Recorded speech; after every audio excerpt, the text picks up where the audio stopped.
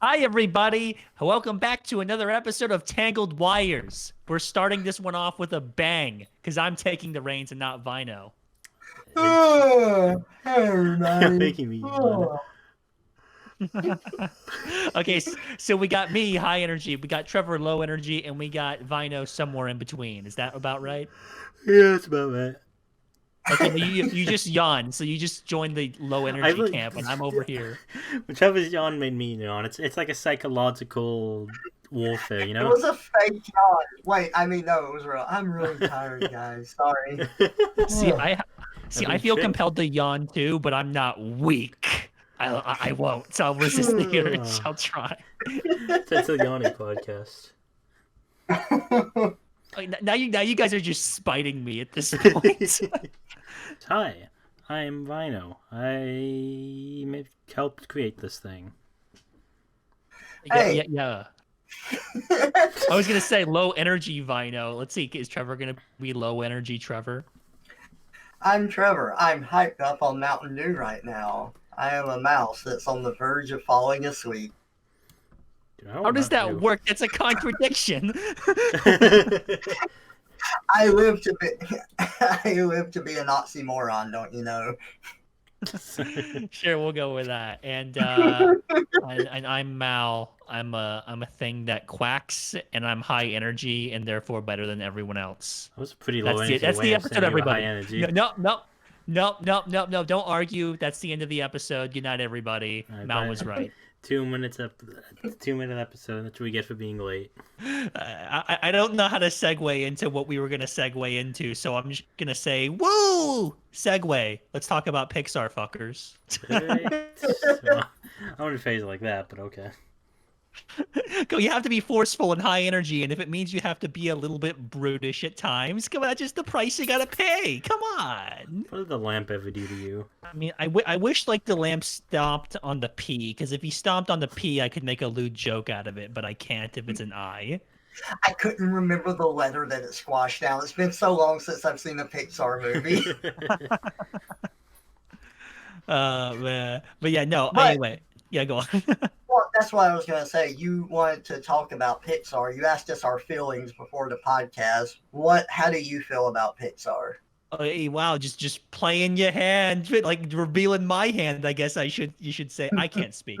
Anyway, yeah, I'll go ahead and say it. So like overall, like literally everybody else practically in the US and like most of the world, yeah, I grew up watching Pixar and I loved it growing up. I still really enjoy it a lot.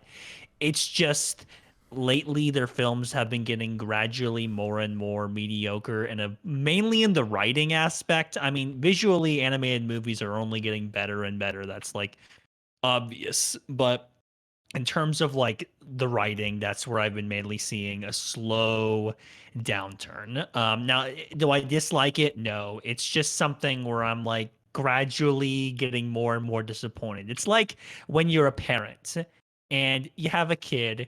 He's in first, second grade, he's making A's, and then he gets to third grade and he starts making B's, fourth grade making C's, and like, you don't want to like discourage him, but at the same time, you're like, I want my kid to do better. That's what Pixar is. It's a fourth grader who's getting C's on his report card.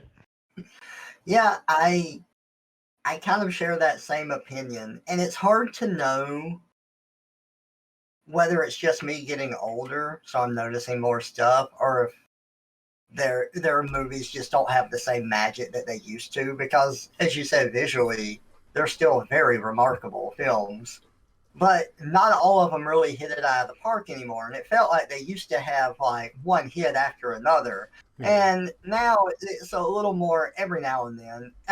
They hit. I don't know if they hit more or miss more. I just know that I'm not quite as invested in them as I used to be. But even if their movies aren't my cup of tea, they're never bad. They're they're okay to watch. They're good. I can't really get mad at the movies or Yeah. complain about them endlessly. Like I would say Incredibles 2 was to me, not as good as the first one.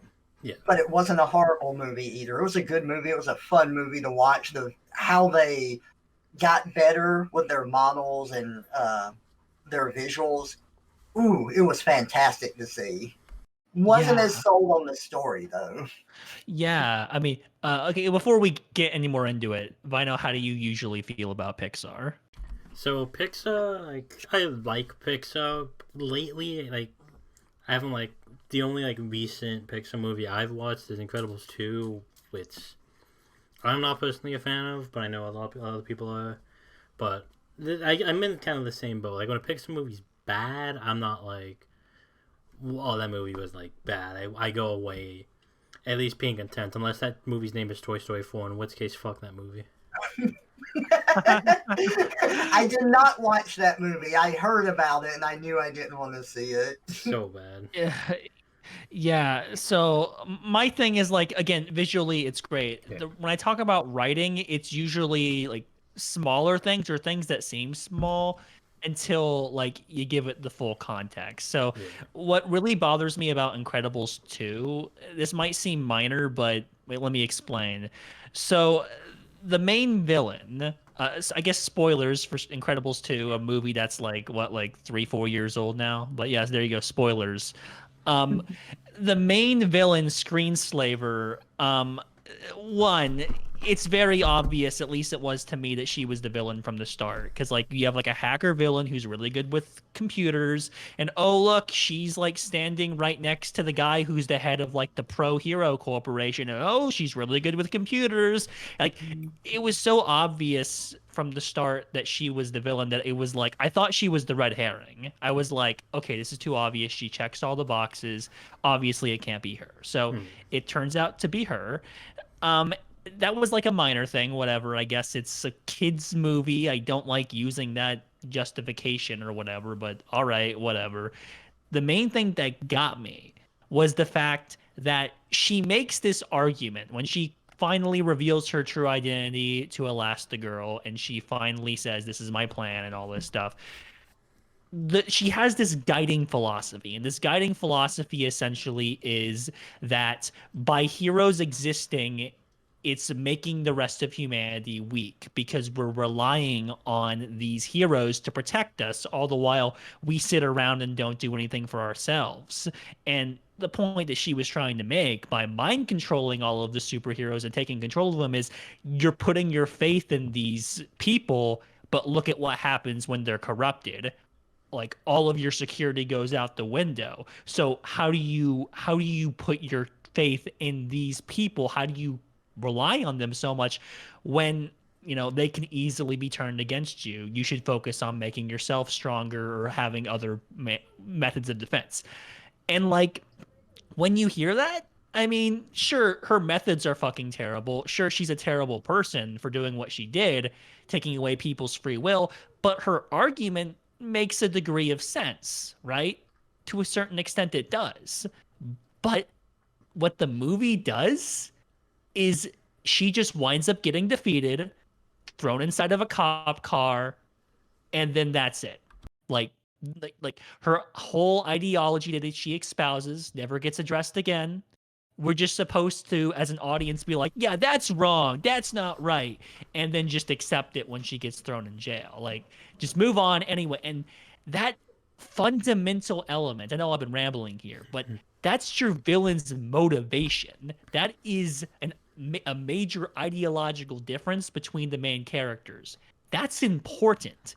You can't just introduce that and then skim over it at the end. And that just felt to me so lazy and so, oh, whatever, it's a kid's movie. She's the bad guy. Throw her in jail. Ha ha ha. We're done. The heroes won. I'm like, that's so lacking in depth. And that's what really upset me about the film, to be honest. See, I guess I took away something a little different from it. That ideology, I think that is an interesting one to explore. Like, if you help people to the point that they rely on you rather than themselves, that can be detrimental to them. I think that is a very smart story to tell, which I don't think The Incredibles 2 had the proper framework for telling. Yeah, Um, well, I'd argue they did. Like, okay, well, all you need to do to make it work is essentially have her ideology be addressed and disproved. Now, it doesn't mean you have to like handle all the nuance of it. I mean, at the end of the day, that's not the point of the film. I just wanted it to be addressed. I think you are right to really delve into it in depth and really do it all its justice, whatever. Incredibles 2 isn't the kind of movie for that. But it's more so the fact that there wasn't a conclusion to it. It was just she says it and then it's never acknowledged again. Like what we needed is maybe like a 1 minute long speech that maybe Elastigirl gives to the press like maybe conceding Screenslaver's point and but then saying but we're gonna do things the right way. Like we just need a little extra bit of acknowledgement at the end to it just to say hey, we brought this up in the movie and we didn't forget about it kind of thing. okay, I guess yeah, that's really all I'm Mhm. saying. Yeah. no, I agree with that. I think that's a very good point. Yeah. When I saw the movie, I thought that the villain, I thought her and her brother were both going to be the villain. Yeah. Yeah. I thought they were going to be the same villain. They were both working together. They both had the same sort of idea, but they approached it from opposite directions and they worked together to achieve that. So the brother would be Yeah. building up his company and being the face of it, while the sister would be screenslaver and causing these crimes for the heroes to stop to prove to the public that they needed the heroes. Yeah. Yes. And Yeah, see, go on. in that way, what you said about Screenslaver, the villain, that makes a lot of sense. But for me, it was kind of the opposite because at the end, the sister was trying to show people that heroes were evil and they could be bad. When the entire movie was getting the heroes to save people and prop them up, and it seemed to run counterintuitive to what she wanted, and I didn't like that. Yeah, you see, you're right about that too. I think how the movie was trying to justify it is, oh, it's her brother's venture, and she's kind of sabotaging it. And I will tell you, in the beginning, I was wondering, okay, I knew she was Screenslaver, but I wasn't sure if the brother was involved yet. That was like the one thing that I technically had to wait for the movie to reveal to me. But about the whole idea of her like allowing like the heroes to rescue people and look good. I agree. Like there's a little bit you'd think that she would have been trying to fight back against that in the movie just to kind of like plant some seeds or whatever. But at the very least, I guess the way the film tries to justify it is by implying, "Oh, it was her brother's venture and she had to operate under the radar, so she had to wait for her right moment to strike or something." I don't know. See, this is kind of what I mean when I say like the writing functions, but it's got some rough edges, let's just say. Yeah. Yes, and sorry, Vanya, I just wanted to say one more Oh yeah. thing. I just, I would have really liked it if the brother and sister were propping up heroes, but they were doing it in the wrong way, and the heroes found out and had to like stop them. So they would be trying to do the right thing, but it'd be for in the wrong way, and I think that would have been really interesting to explore. Mhm. Yeah, because they were starting to imply in the film that they were almost commodifying the superhero and sanitizing them and taking away their liberty. They were starting to like imply all of that, Hmm. but then they don't do anything with it. Yeah. What were we gonna say, Vino? Uh, Nothing like too major. I kind of have a different take on the movie. Because that like I fully agree with everything you said, but in my eyes, all that stuff, well, like it's the main plot, felt like it just took a back seat to just random slice of life stuff. And if The Incredibles 2, what it taught me is I really dislike the family. You, you know what? You know I don't agree, but I see 110% where you're coming from on that. I, Yeah. I want to hear that out. I want to hear why you hate them. It's just nothing really about them. They just kind of like the personalities just kind of annoy me. Maybe I just hate children. I don't know, but Well, I think what might have made them seem irritating, and this is just a theory, so tell me if I'm dead wrong, is that they didn't seem to have very much depth. I mean, Mr. yeah, Incredible, yes. Violet, there was a little bit because there was the confrontation between her and her dad. But then like you have Dash, and Dash is basically just there for the entire movie. And then Jack is basically what crazy antics can we get into today? So like it was like barely enough. Like there was a like barely enough depth to justify its yeah. existence. That's probably why I feel the way I do about the characters, just because they just feel pretty one dimensional, and even then, like the stuff with the girl whose name I don't even remember. I already forgot. You just said like Yeah. 2 seconds ago. But Violet. Violet, like her plot line was like so like cut and paste, like that like kind of story of just like, oh, dad disapproves, something about a boyfriend, blah blah, blah. And it's just so fucking generic and just. Yeah. I think that's my biggest issue is just everything is just generic, and they just toss in the baby doing whatever, and it felt like almost like a cartoon episode in a movie for me at least. Yeah. No, I completely see where you're coming from.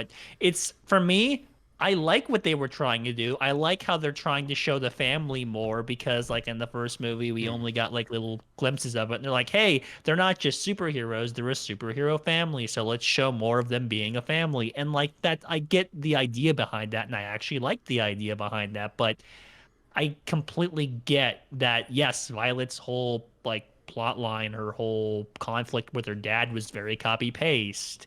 I mean, and then like I will tell you just slight side note here. Okay. I really loved the scene of Jack going against the raccoon. Like that might have been my favorite scene in the whole movie. Scene is good for it is, yeah. I can agree with that. Yeah, but that was like just in its own Yeah. context. It existed, and like in and of itself, it was entertaining. But Yeah. like in terms of the whole family dynamic, it didn't add anything. Right, yeah. And just a small criticism. I still wanted to see more Frozone. There wasn't enough. Yeah, I yeah. just There was more of them, but there was more, but there wasn't. Just here's how you improve Incredible 2. Cut out the family bits, just put in Frozone bits. 10 out of 10 movie. what you do is like you cut back the family a little bit, just to have like some gags of like Mr. Incredible trying to be a dad with that like by himself. No. Okay, whatever. Oh, wait, I'll do you one better. You cut it out, you can pitch it as a TV pilot. You got yourself a 3-season movie series. That could work. That could work. Disney Plus, if you're listening, you got my number. Now, one criticism I saw about The Incredibles 2 was that in the first movie, everyone had a point. Dash had a point, Violet had a point, the wife, the husband, Yeah. like everyone got their screen time, everyone got a chance to shine. In the second movie, at the end, Violet and Dash do fuck all while holding Jack and running around, and maybe they like do one thing. Well, They don't really contribute like they did in the first movie. I mean, they are the reason why their parents were able to be saved. They're the reason why Screenslaver got stopped, because if they didn't break onto the ship, then they were able to take off some of the heroes' goggles, and that's how they saved them. So they did something, but I see what you mean, that even though they technically did something really important, it went by so fast, and that it just didn't seem to hold the same weight that it did in the first movie, where like they were on the island by themselves for so long, and like it just wasn't quite the same. Yeah, for sure. Yeah, overall, I liked Incredibles 2. It was just like it was worthy of being Incredibles 2 in my book. It like met that line for me, but it didn't do anything beyond that. Like I wasn't mad when I finished it, but I also wasn't 100% satisfied. Hmm. Hmm.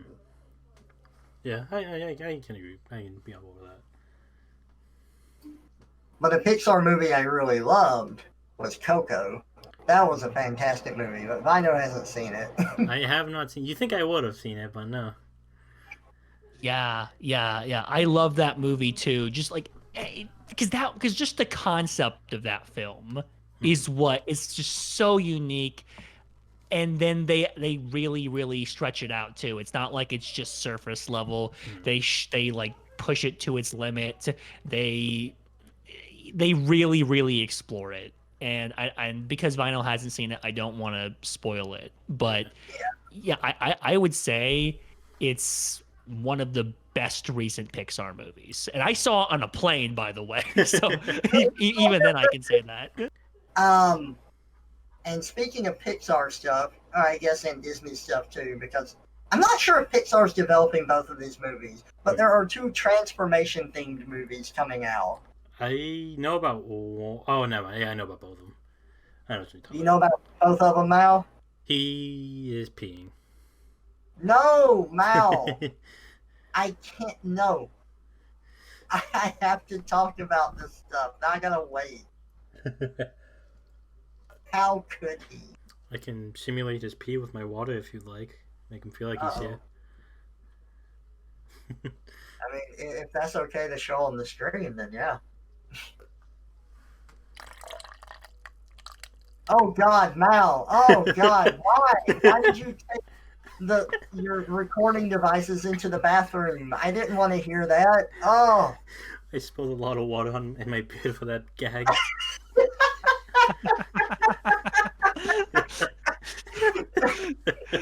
Dude, how did you manage that? oh, just wait for the episode to come I out. had to You'll like see. kind of. I took a sip of water and I had to kind of like water gun it like a Pokemon. You're trying to do like a Squirtle impression over there? No, I was doing a you impression. Oh, okay. I see what you did there. I see what you did there. I, but for those who aren't in the loop, and that's literally everyone, I got up to take a piss. So no, no, we told there them. you go. Oh. Okay. Wow. I was trying to be subtle about it, but okay. They know. Oh Oh, well. the thing I mentioned that I wanted you to be here for was that there are two. We were talking about Pixar. Well, there's two transformation themed movies coming out. Uh-huh. Do you know them? I haven't been keeping up with them all that much, to be honest. No. Okay. What's the one with the red panda called? I don't know the names of the movie. I just know what they're about. Pixar Red Panda. Hang on. I can never remember this one. Turning Red. So it's about a girl. I can't remember the age they gave her. She's like 14 or something. I think she's a teenager. Hmm. And Uh-huh. if she gets like overly happy and excited, she spontaneously turns into a red panda. Wow. Wow. Here's a picture of that. What? Don't copy the link. Copy the image. Dang it! Hang on. I'm going to show you this. And the other one, I've already seen the trailer recently. It's about these two kids that live on the coast, but if their skin comes in contact with water, they turn like it reveals what they actually look like, which is like mermaid fish people. But it's the whole like anthro fish kind of thing. Kind of Oh, mercy. okay. That's funny how like you have both of these films that are just like they have like this thematic element to it, and they're both being made around the same time. Yeah. Yeah. Do Wow. you remember what that second one's called, Vino? I don't know the names of the movies. I'm so bad with at least movie names that I haven't like on my radar. Yeah. Yeah, because I haven't been keeping up with it either. I mean, heck, give you an idea. I only saw Incredibles 2 like 3 weeks ago. So like, put that in perspective. And, like the first Give movie me I a, saw in like 6 months was a movie from like 1980. That's Sick Man, by the way, good movie. Oh, what's it called? Matchstick Man. Matchstick Man. But What genre is it? it's that's a good question, actually. It's kind of thriller, kind of comedy, kind of drama. It's a Nicolas Cage, and I forgot the other two actors' name. I know the actress is famous, but I don't remember the guy's name. Okay, say no more if Nick Cage is in it. He plays a con artist with OCD and some other neurological disorder. And he scams people, and it's pretty good. It's not like amazing by any means, but like it's a movie. Like, yeah, it's enjoyable. Yeah, yeah. I might check it out then, just like because just the concept is interesting and there's Nick Cage in it, so it's good enough. That's the reason I watched it, because like my cable provider was doing like a Nick Cage sale, so me and my mom were just watching, going through and watching Nick Cage movies. It's fun. See, like, so like here's the thing though. Like I said, like, oh yeah, Nick Cage. Oh yeah, I'm there. I say that, but have you heard about that new film Willy's I Wonderland? have heard about Willy's Wonderland. Dude, like just looking at the way the film was shot like hurts your fucking eyes. Like it's painful. It, the biggest problem with like being a fan of Nicolas Cage movies is you never know what quality of movie you're gonna get. Like it can be really Right? good, it can be super sick, it can be okay, it can be laughably bad, it can just be painfully bad. Like it's all over the place with Nicolas Cage. Yeah, and True. I guess that's kind of the charm of it. But In a like way, yeah. that one film Willy's Wonderland, I've seen like scenes of it. I've seen like a review of it. Just like looking at it, it literally hurts my eyes. Like they have like these bright colors, all these tight angles, and they keep on cutting like every like 2 seconds. Mhm. It's just like it almost like if they got to put like a seizure warning before the film or something. It just goddamn. Jeez.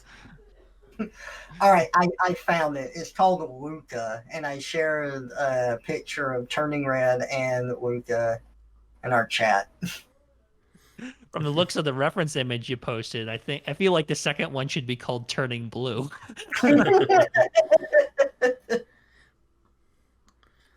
So yeah, two transformation themed movies coming out from Pixar. Yeah. Wow. Well, I don't know if one's just Disney, but you know.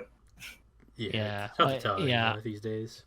They are the same thing. They just use the Pixar studio and tack the Disney name on it. I mean, they did that even before they owned Pixar. Yeah. They did. John Lasseter was like helping Disney with getting their 3D all correct and whatnot. Yeah. What's funny is like how they started out working for Disney, then they quit, started their own studio, and then Disney bought them back. I mean, it can't be Right. that easy.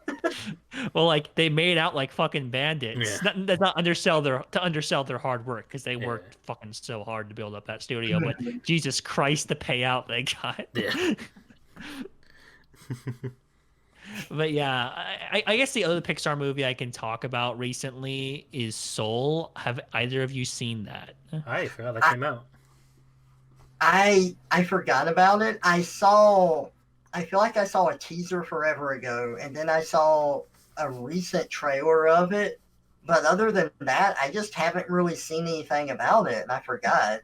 Yeah, for me it was spur of the moment. Like I was just browsing Disney Plus, and I'm like, okay, I guess I'll see this Pixar movie because it's been a while since I've seen a Pixar movie. And seeing that made me go off on like a Pixar watching spree, and I saw like Incredibles 2, Cars 3, all that. So Did I you won't like it? I won't spoil anything, but once again, the concept is great. The characters I think are overall great. Just the film sets rules for its universe at the onset.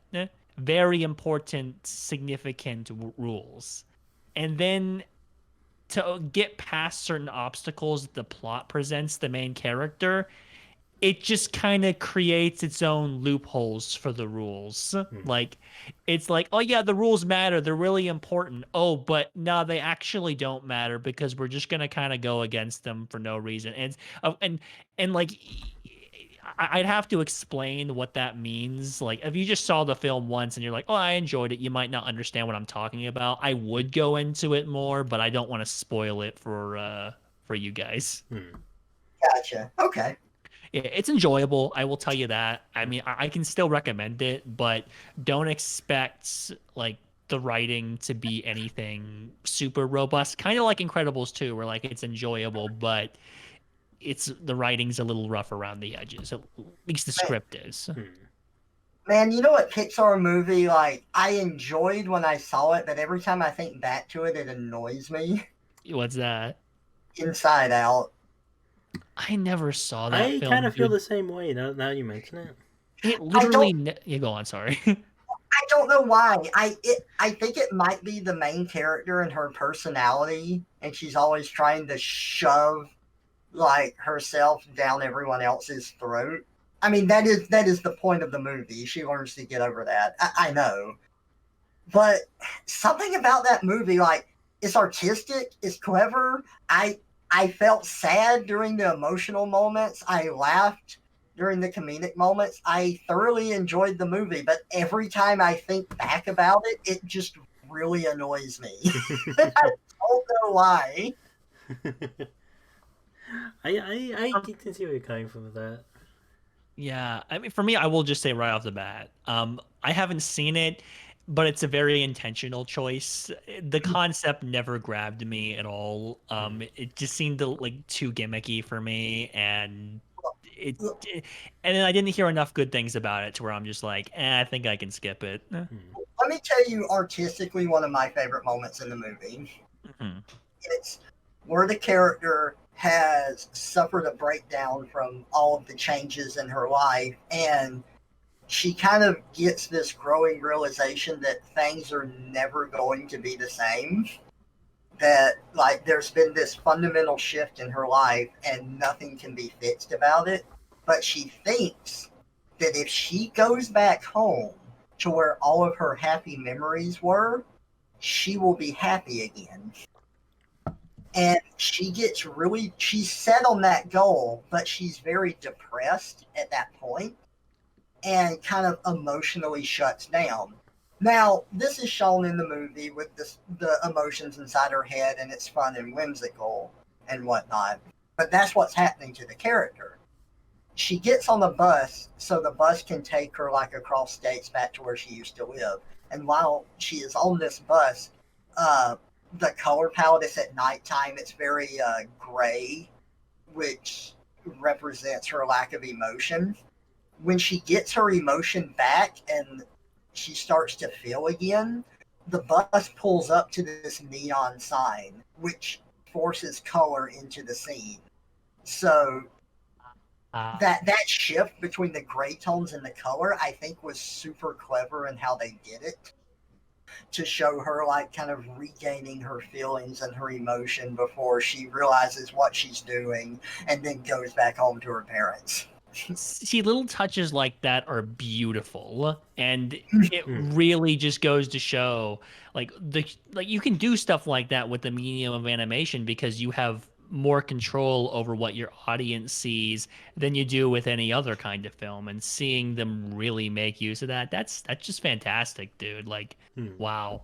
I mean, just at least you can tell there's some really talented people working on these films. Oh, so, yeah. Oh, totally. I definitely recommend that film to watch. It's definitely worth a watch. It is a beautiful film, but God, there's just something I feel is annoying when I think back to it. I wish I could pinpoint it. So, do you guys each have a favorite Pixar film? Yes. Name yours. I need to think for a second on what mine would be.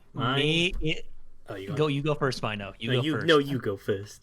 Fine, I'll go first. Fine. I've been running my mouth enough. I'll just go ahead and blow the top off this whole ordeal. I'll blow it off by saying I have two, and that kind of like lowers the impact of it. Can I go guess back and one? forth. I think I know what one is. Is one Wally? Nope. Damn it. I mean, what's funny? Okay, let me say something about Wall-E real quick. Wall-E should be my favorite Pixar film. Okay. It should be. However, when the film came out in 2008, I saw it in theaters, and I'm like, that was a really, really great film. I love that. Like a month or a couple months later, my parents got it on DVD. Okay. And so the first night we got it on DVD, I watched it. And then the next day I woke up and come evening, I was like, I kind of want to watch it again. So I watched it again. You know where it's going. And then the next day I woke up and I'm like, that was really, really good. I really like this movie. I'm going to watch it again. And then day after day after day, I watched Wall-E. And after like a month or two of doing that, let's just say the film lost all of its charm. Like I'd seen it so many times. I still really love the movie. I do. It's just I've seen it so many goddamn times that it just doesn't have the spark for me anymore. It should, but I kind of ruined it for myself. So fuck kid me. Sounds like me with The Little Mermaid. I rewatched that so much as a kid. And as a kid, I remember like I would always, whenever Ariel's dad got mad at her, I was just like, boy, I hope he doesn't get mad at her this time. Even though movies always play out the same. I remember as a kid hoping that things might go differently this time. That's adorable. Okay, but no, it's not Wall-E. For me, it should be Wall-E though. But what it actually is, it's the tie between the first Incredibles and Ratatouille.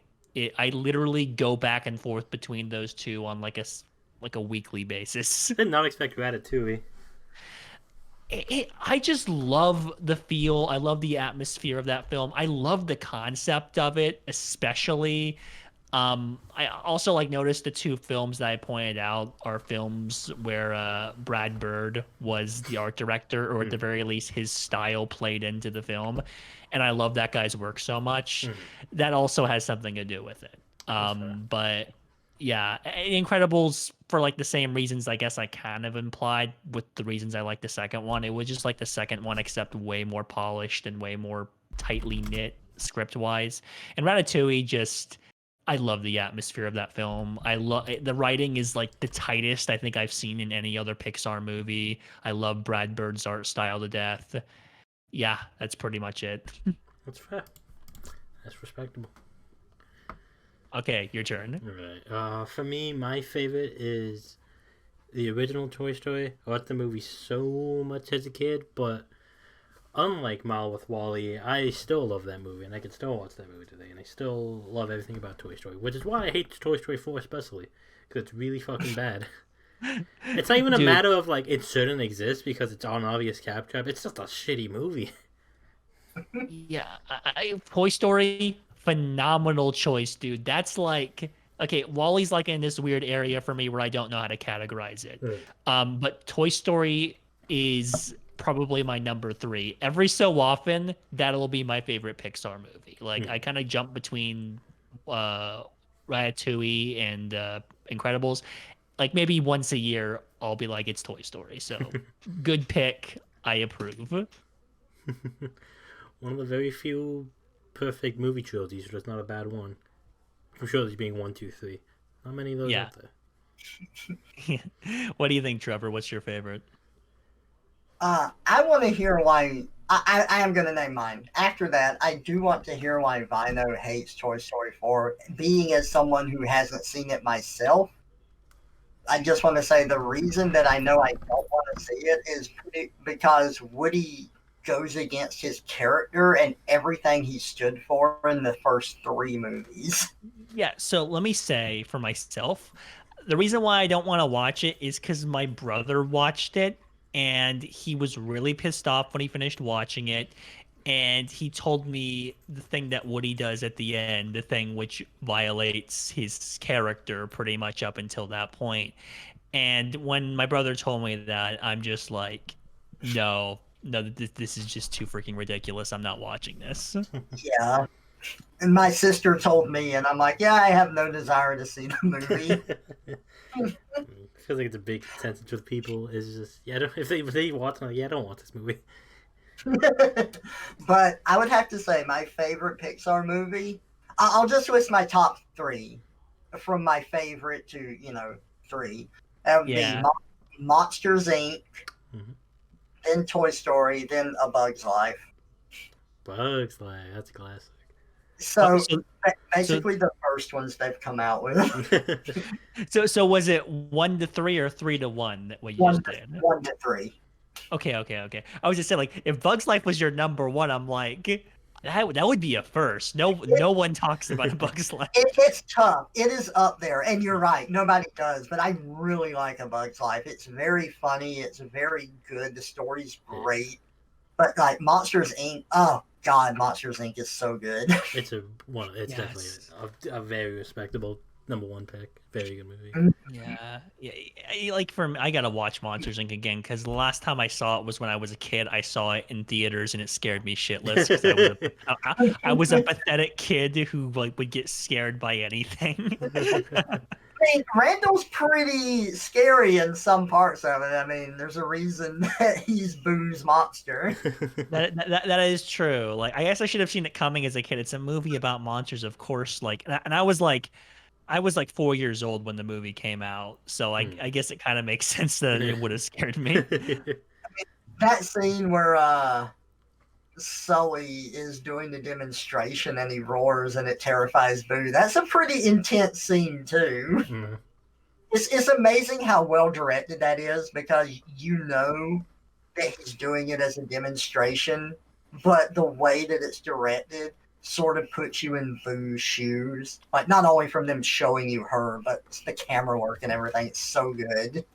Yeah. What really got me, the part that really scared me was that when like Randall's hooking Mike up to like the scream extracting machine. Oh yeah. That like how like the freaking nozzle is slowly moving closer, and then like he tries to plug Boo into it later on. That was the part that was like, okay, child me couldn't handle that. Yeah, that makes sense. So yeah, I love the film though. I do want to hear Vino on Toy Story 4, but really quick, because you mentioned going from Soul to watching other Pixar movies. What did you think about Cars 3? Okay, going into it, I was like, this probably isn't going to be that great. This is probably going to be mediocre at best. And I walked away being like, this wasn't bad. This wasn't bad, honestly. Everything I had that I could complain about was like little nitpicky things. There was no major fundamental flaws with the film for me. I thought it was a great way of tying up the film. And I will tell you, because I mean, I was like 9 when the film first came out. So seeing it all conclude for me as like an adult was like insanely nostalgic. It was really satisfying. So it gets a thumbs up for me. I agree. I really like Cars 3. I love the message of it. Is like Cars is not a bad movie. It's not even really a mediocre movie. It's just one that like I've seen it and I don't really want to watch it again because I Yeah. and And, I like, saw sorry. No, I was gonna say, okay, you talk first. I'm sorry. I'm just getting excited. I saw Cars 2. Cars 2 was like, it could have been a television movie because it was a James Bond parody about Mater. Like, that was it. Oh, And what I was going to say is Cars 2 isn't even a television movie. It's a toy commercial. I guess so. It basically is like especially when you compare it to the first and the third films, it's so self-contained. Like it just feels like crazy action with spies and stuff. It doesn't at all like line up with what the third of the first film did, and it's not really even referenced in the third film. It just feels like a toy commercial. In Cars 3, Doc is suddenly dead, and I thought that I missed something. Because I'm like, wait, did he die in the second movie? Did he die in the first movie? No, we killed him off screen and we're referencing it like you knew already. I'm like, oh, Technically, okay. technically he's been dead since before the second film because the actor who played him died. Ah, Uh, So and for the second film, I can see why they didn't go into it because they want to make it a toy commercial. So, yeah. you know, I, I but I I cracked the yeah. code. You know where he died? He died in airplanes. Oh, I forgot about that film. I just But remember. sorry, I didn't mean to interrupt you, Vino. No, it's nothing important. Go on.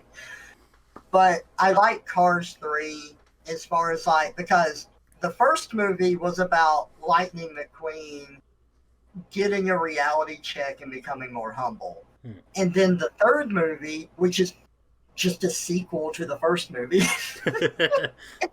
is like him having to come to terms that he's getting older, other things are doing better than he is, and he has to find new purpose in life. Like his old purpose is slowly fading. And I really like that he's able to be happy finding something else that he really likes doing, and it still involves what he enjoyed before. He becomes Doc pretty much and starts Yeah. coaching. So, And so like in a way. yeah, So and in a I think way, that's beautiful. I agree. But I was gonna say is so in a way, the first film is the main character getting a reality check and becoming humble, and the third film is him getting a reality check and becoming humble, like in a different way though. Yeah, yeah, it's true. It's like it's more so acknowledging the fact that no, he's past his prime and he just needs to like be able to move on with his life and do the best he can with what he has. Hmm. Yeah, I will tell you. This is like the one tiny itty bitty little gripe I had. I thought having him just get like Doc sold paint at the end of the film was a little bit on the nose. I'm gonna be honest. I don't remember. I think I've seen the movie once, maybe twice. Yeah, I mean, I've seen it once, but that was like 3 weeks ago, so it's still fresh in my memory. But like at the Gotcha. end of the film, he literally gets the exact same paint as Doc. It's like like a dark blue, and it just says like fabulous Lightning McQueen on it. And I'm like, if you're gonna give him that paint, maybe have it at least be red. Like it just felt, and it's like they just really wanted to make the comparison. Oh, he's like Doc now, so the little 5-year-olds will understand. I'm like, come I don't think on. it's kind of Yeah. funny how spelling something out too much ruins some of the magic of it. Yeah. Yeah, I agree. And also like the main character, the other main character, she's like the yellow car. I don't even remember her name. But she got like the Dynaco paint, but instead of them painting her blue like they normally would, they give her like blue accents, and I'm over here like that's not how branding works. That one didn't matter so much, but it was still funny. All right, Vino, I've got to hear. Why do you not like Toy Story 4? As someone who has actually seen it and not heard about it from their sibling. It's just poorly written. There's like the character that's supposed to be the villain. She doesn't act like a villain at all, and it's like there's no like stakes to a movie. It just feels like there's going through motions without any reason to be going through a motion. Like the whole show is just searching for Woody. They find Woody. Okay, Woody says bye. It's just like what the fuck was the point of this last hour and a half? It's like nothing Woody, matters in the movie. Like nothing of importance happens, and like mhm. they reveal like it's like at first like oh this is the bad guy, but then like 5 minutes later they're like oh she's not actually the bad guy, he's actually a good guy. So what I uh, gathered from the film was, oh my gosh, we have to find Woody or else he'll be gone forever. They find Woody. Hi, Buzz. I'm going away forever. Bye. Pretty much. Everyone just got to save an hour and a half of a shitty Pixar movie. See, had that problem in Toy Story 3 as well. So, Toy Story 1 is Woody accepting that he might not be the favorite toy anymore. And he's trying to get him and Buzz home. really just himself, but over the course of the journey, he's trying to save both of them. Right. In the second movie, Woody finds out that, he has value beyond just being a regular toy. He can be a collector's item. Everyone would love him forever, but he wouldn't be played with. And at first he's on board with that because of his newfound fame, but then he realizes, that wouldn't be in existence just being locked away forever.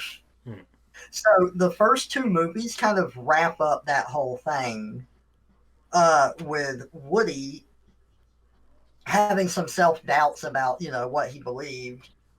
And then the third movie, like, Woody tries to tell all the toys that, hey, no, I saw what was really happening. They were going to put you in an attic, but this mistake happened. And the toys' response after everything they've been through is, fuck you, Woody, we're going to daycare. We'll tell you. And it's like, what the hell, guys? And they go to daycare, and then Woody, busts them out, and they get back to Andy. And honestly, and then Andy gives them up. But it was a beautiful ending because Andy was passing them down so that they could still be appreciated, and they understood that. Even if I have my problems with the third movie, it still wraps everything up nicely. And then Toy Story 4 is just like it's like that kid at Christmas, like Toy Story 3 wrapped it nicely, and Toy Story 4 is that kid at Christmas just tears into the present, throwing it all over the place. And even with Toy Story 3, at least with the toys fighting back against Woody about wanting to go to daycare, at least that ties into, Andy's older now. He hasn't played with them in years and all that. At least they can tie it back to one of the central elements of the film, which is that Andy's older now and the toys have to deal with this new development in some form or fashion. So and because Andy is the kid in the whole thing, seeing the whole trilogy be complete by, okay, he's older now, he's probably about as old as the people who watched the film growing up are now. It's the third movie. It's the perfect note to end on. We get to leave them behind with another girl. The cycle will continue, all that stuff, and it's implied, okay, maybe the cycle will continue again when she grows up and she'll it's fine. It's open-ended and it gives us a happy ending. But by giving us a fourth film, it completely destroys that. Forget about what they try to do with Woody at the end, or what they did with Woody at the end where he abandons everyone. Spoilers. But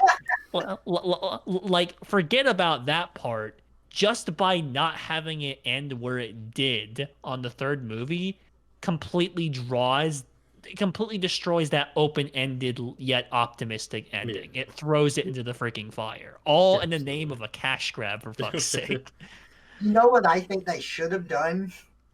That little girl had her own toys, and they were pretty goofy. They could have made a spin-off TV series where it was just those toys, before she got Woody's toys, maybe even after.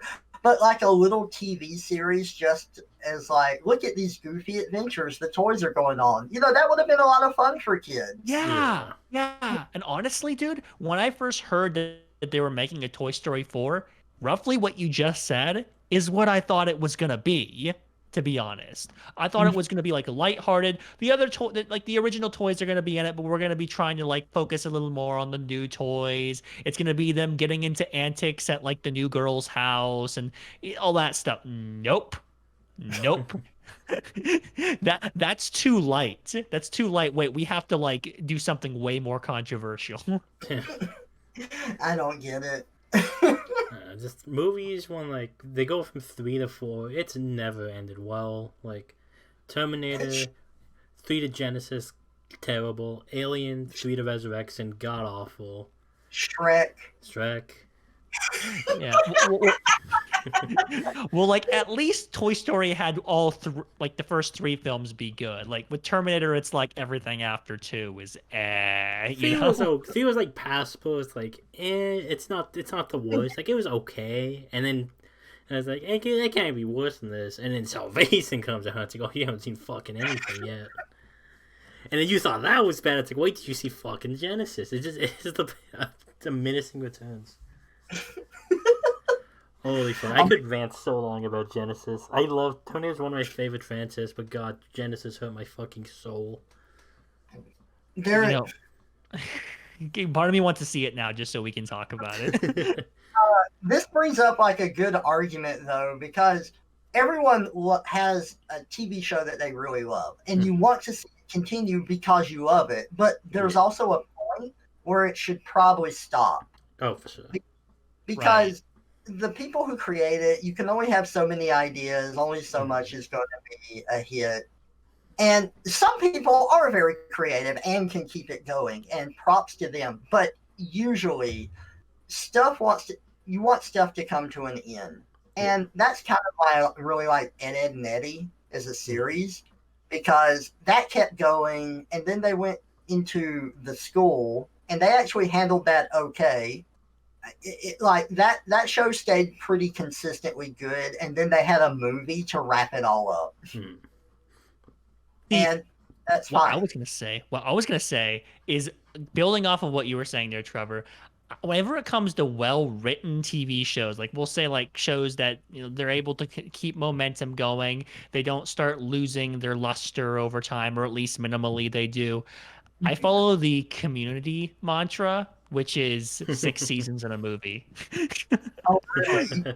Yeah, like even for the best of shows. I mean, yeah, okay, there's exceptions. Okay, okay. My favorite, the funny thing about it being the Community mantra is, like, you got season 4 stuck in part of that.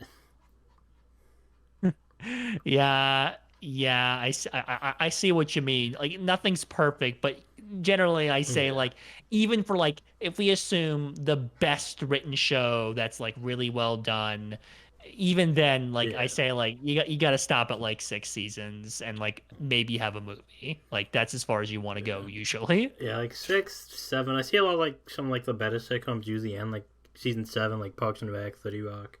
A lot of them end at 6 season 7s. But then you got other sitcoms like Simpsons is like the obvious example. Right.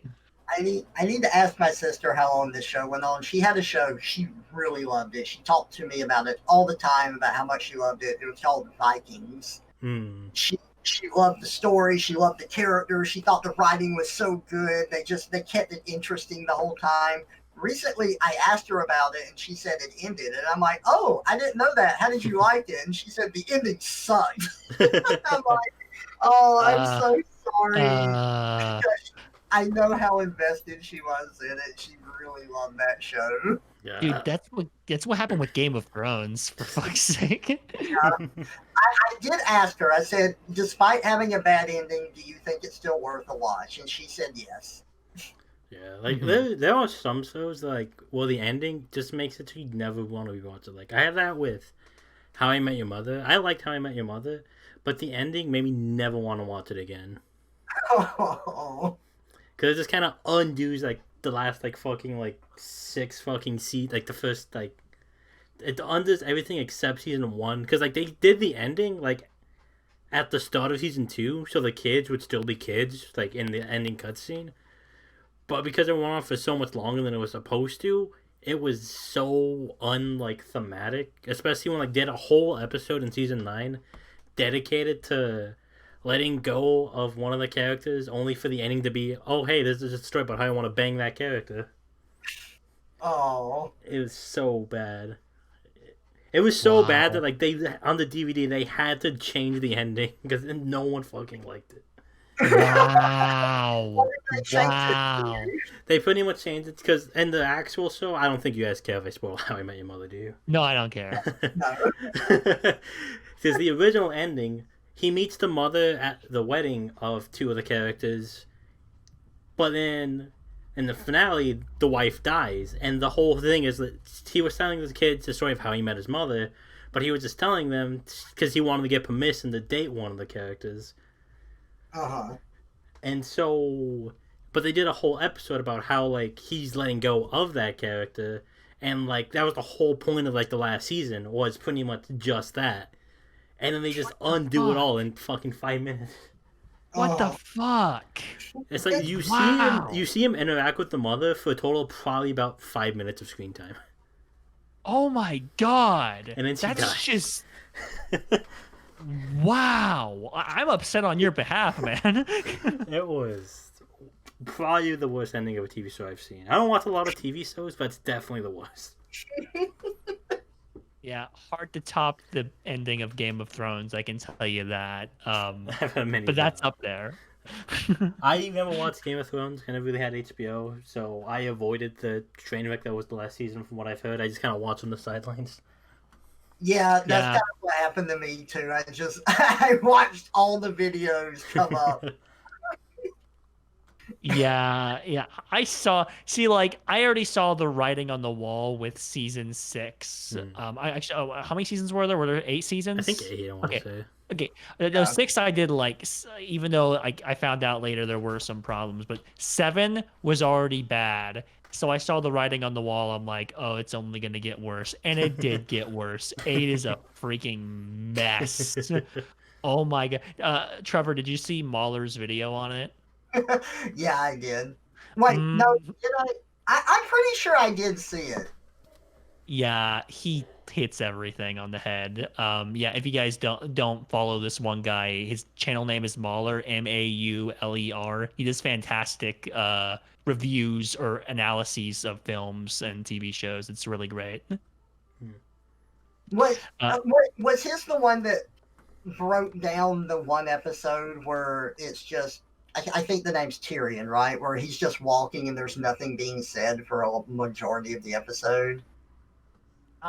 Maybe I don't remember that in particular, but it's possible he did because his analyses are really, really long, so it's easy to forget little parts of it. I don't know. I saw something on it. Yeah, but point is, yeah, no. That's why I say your best bet. Game of Thrones, they try to do 8 seasons. Nope, just do 6. Stop at 6, ladies and gentlemen. That's always the rule. And if you break it, then your show's gonna suck. Not really, but it is a good outline to have, I think. Yeah, I agree because there's a lot of seasons after. I feel like the trick to having like longevity in like a series, so like you can go past and in generally retain quality is like if it's a show that like actively encourages change. So like something Doctor Who. like Doctor Who, like every like so often like they'll change like the Doctor, so the main character's different. They'll change like the head writer, so that's different, and it gives each like area like a distinct feel. Apparently, the new like head writer's hot garbage, from what I hear. I haven't really kept in track of it. Yes. I mean, I was already not the biggest fan of Steve Moffat, who was the guy who was writing for Matt Smith. Yeah. I already wasn't the biggest fan of him, but dude, that guy is like gold compared to who they have now. I'm glad I stopped watching. I am so glad. I haven't kept too much, but I hear a lot of people feel really bad for the actress that's playing the Doctor because like she's good, but she has just such bad writing to work with, from what I hear. Yeah, but like back to your more general point, yeah, I Yeah. do think a show can go on for longer, but you got to do like what Doctor Who does, change the writers, Yeah. change the actors. So it's kind of like every few years you kind of have a soft reboot Yeah, in a way. and like the shows that have been going on for like years and years, all the shows that do that, like the Tonight Show, fucking late night, like all the late night talk shows do that. Saturday Night Live, like those shows that constantly change their cast and writers, and that's how they continue Right. to be like fresh. Like and a trade off that is you have some shitty errors, you have some good errors. It's kind of a mixed bag of quality you get depending on what time you're watching. But at the end of the day, it's a system that works. Yeah, and it depends on the kind of show, I guess. Also I guess true. yeah, you really want to have the 6 season model, in my opinion. I should have specified this. When you have like an ongoing plot, Yeah. and usually it's a more dramatic kind of show. When you have like a comedy or like specific situations like what you're talking about here, that's different. Yeah. But the point is, as shows go on, they generally, with the exception of shows like Saturday Night Live, all that stuff, generally they're gonna trend downward and eventually turn to shit. Yeah, like the only like really the only show I think that does that that's like not a talk show is Doctor Who, which well it tends now it's down that path, but that's also a path that can be changed just by reworking who's working on it. Right. fire that fucker of a writer, whoever or head writer, whoever the fuck he is. So in that Just get movie. him out of there. Chris something, I think. I don't know. No, his name isn't worth remembering in my book. Them's fighting words, I know. Yeah. If you want to watch good Doctor Who, the David Tennant era is probably the best ever. Yes, indeed, indeed. Though Nine was the best Doctor, but his writing was also god awful. I'm glad that we're ending on a note of like good television at the very least. Yeah. But yeah, overall, like I think like some of the best like shows are like the ones that like they can kind of tell they're on the last leg, so it's okay. Let's end. Like Parks and Rec, I think is probably the biggest example where it's like a lot of the main cast was leaving. Like there's around the time Chris Pratt started being in a bunch of movies. Rob Lowe and whoever played Anne was just left, and they're like, okay, let's quit while we're ahead. Let's stop this. And it was a good finale. It was a solid last year, arguably the best season. Yeah, you just got to read the writing on the wall and all that, and sometimes it's just like, oh no, we have to keep the show going because more money. But I can appreciate it when like the writers know when to pull the plug. Yeah, one thing I always thought was kind of weird is like the adult animated comedies on Fox that aren't like entirely cynical, so like not like The Simpsons, not like The Family Guy, but stuff like King of the Hill and like Bob's Burgers, like they're like in like seasons like 12, 13, but like they're like consistently good like all throughout. So it's something about like specific niche. It's weird. I will say that Bob's Burgers is getting a little samey on me. Like I like Bob's Burgers a lot, and I still watch it, but it doesn't feel as fresh as it used to. Those burgers are getting stale, man. Saw that joke coming. But like recent episode, the Christmas episode, Luis wants to do something like steal presents from other children. It's a bad thing, but it's Louise and she wants to do it. Tina tries to talk her out of it, but Louise like convinces her or just gets her to go along with it anyway. And then Louise does it. And then, she feels bad about it. She sees other kids feeling bad. Well, I guess she's got to do the right thing now. And that's like 50 other episodes. Their holiday specials I'll definitely have been very samey. I can agree with that for sure. I mean, heck, that sounds like the plot to a kid's show, to be honest. Not even like an adult show. I will say in that episode, though, that I did enjoy... I think Bob's part could have been done a little bit better, but it was really funny because Bob thought Jimmy was out to get him. And it turns out Jimmy wasn't completely out to get him. Jimmy was trying to do something selfish for himself, but he wasn't trying to hurt Bob in the process. And then it like was killing Bob to say something nice about Jimmy, and he kept phrasing it as questions. He's like, that guy is really good? You should let him in? I will say, no matter what, like the show, I just fucking love H. John Benjamin so much. He's so good at delivering lines. Yeah. No, is he the voice guy for Bob? Yeah, he's voiced Bob. Yeah. Like Archer would be a fraction as good as it is without him. Oh, for sure. Is that still good? I haven't watched it since I think Archer Vice. I have no idea if that show's good or not. Dude, with Archer, I just jump around. I only watch it with my friends and we just see random episodes. I've seen maybe a collective of around 25 or so. Good show. It's not like, oh my god, I have to keep watching it good, but it's a solid show. But as far as the later seasons, I can't speak to them at all. All I know is that the start of the series, the investigative place, whatever place they work for, is literally called ISIS. So, and that was before the terrorist organization existed. So that's pretty funny. That is. Oh my gosh. We talked about a lot of media today, guys. I feel like we covered a ton of ground. A lot of movie, a lot of TV. We didn't touch video games though. That's the only one we were missing, and I guess technically music. Yeah. But hey, none of us have seen no, I don't think anyone except Vino's seen the new Direct anyway. So I guess if we talk about games, it'll give us a chance to see the Direct first, and maybe we'll talk about it next time. We'll see. That's true. There you go. I have nothing exciting talking about games. The same thing I did last recording is exactly what I'm doing now.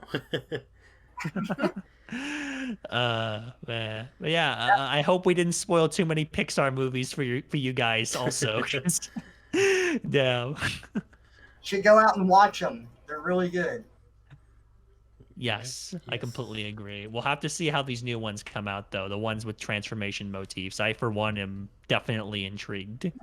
Yeah, it'll be interesting. Are they going to be as disappointing as Brave, or will they be something worth it? Time will tell. Indeed, but time will also tell you that our time's up. So, screw you. We're done. You already got an extended episode. It's a wee bit extended. It's actually not too extended. It's only like 10 minutes over. Oh, okay. Yeah. It felt like longer, I guess, because I think our last ones have been a little bit shorter. We just sorted. We started the call. We went like the call for like 15 minutes before starting the actual recording too. True. We were giving them the backstage secrets over here. The backstage secrets. Little do they know we play video games together every Friday. They don't know. Uh-oh. As you're listening to this podcast right now, we're probably playing a video game. You might be playing For the King and just getting fucked for the 5th time. Probably. I still gotta look up strategies for that one. I do That's what's been too. very Shit. painful. I kind of forgot about that too, yeah. But okay, That'd we're getting too far into the behind the scenes stuff, guys. We're too behind. So let's just call it. Thanks for watching, or I guess listening, because we don't have graphics except for the single static image that Trevor made. Maybe they just So- really like it, and those eyes are just glued to it as they listen to this for an hour and a half. If you are that person, on one hand, thank you, you're amazing. On the second hand, get psychiatric help. We'll catch you next time, guys. Bye-bye. Bye, Adios. everyone.